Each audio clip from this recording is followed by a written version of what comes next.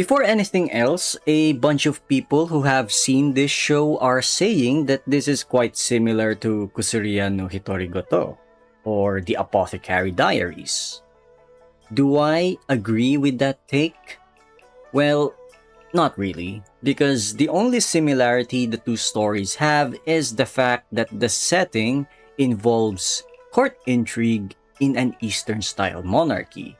Outside of that, how the main characters of the two shows live in such settings are vastly different.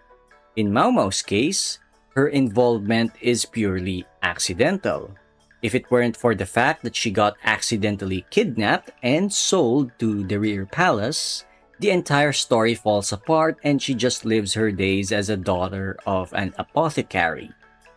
On the other hand, Reirin is literally born into nobility.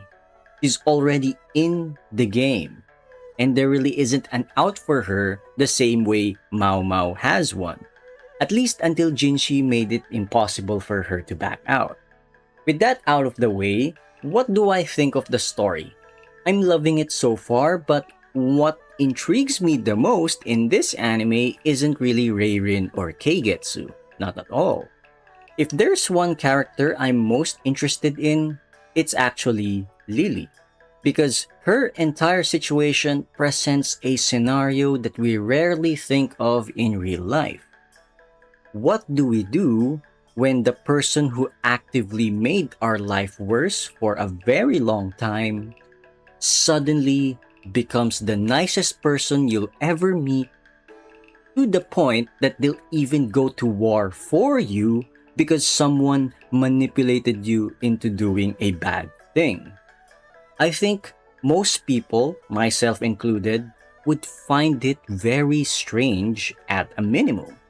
In Lily's case, it simply doesn't compute at all, which is why her breakdown towards the end of episode 3 is chock full of nuance.